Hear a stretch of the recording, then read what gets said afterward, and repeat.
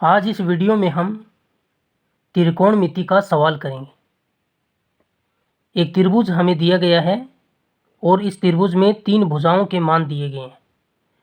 हमें sine theta, sec theta और tan theta का मान ज्ञात करना है। कोण ए हमें थीटा दिया गया है और कोण बी जो है, ये जो साइन होता है ये 90 डिग्री का होता है।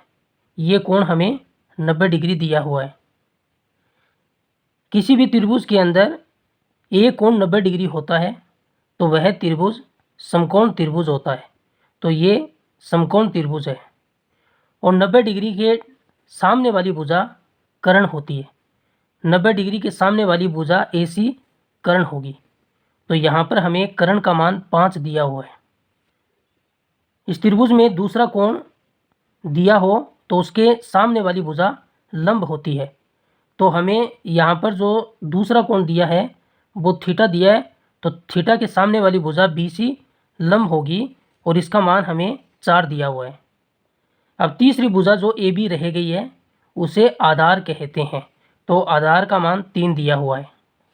साइन थीटा, सेक थीटा और टेन थीटा का मान ज्ञात करना है। तो हम ट्रिक से इसको ज्ञात कर सकते हैं। लाल बटे कक्का, ये ट्रिक होती है त्रिकोणमितीय अनुपात निकालने की। जो पहला ये मान है लंब बटे कर्ण, यहाँ पर L का मतलब लंब है, A का मतलब आधार है और K का मतलब कर्ण है। तो पहला जो ये मान है लंब बटे कर्ण, ये लंब बटे कर्ण पहला मान ये साइन थीटा का होता है। और दूसरा जो मान है आधार बटे कर्ण, ये आधार बटे कर्ण दूसरा मान कोस थीटा का होता है। और तीसरा जो मान है लंब बटे आधार, ये लंब बटे आधार ये टेन थीटा का मान होता है, साइन कोस टेन। पहला मान हमें साइन थीटा का निकालना है।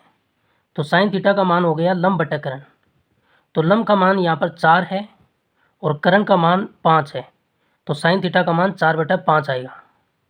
फिर हमें निकालना है सेक थीटा का। सेक थीटा जो होता है वो कोस थीटा का उल्टा होता है। यहाँ पर देखो कोस थीटा में कर्ण नीचे है तो ये ऊपर होगा और आधार ऊपर है तो ये नीचे होगा। तो यहाँ पर हमें कर्ण का मान 5 दिया हुआ है और आधार का मान 3 दिया हुआ है। तो सेक थीटा का मान 5/3 होगा। फिर हमें ज्ञात करना है टेन थीटा का। टेन थीटा का मान लंब बटा आधार है। लंब का मान हमें 4 दिया है और आधार का मान 3 दिया है। तो टेन थीटा का मान 4/3 होगा।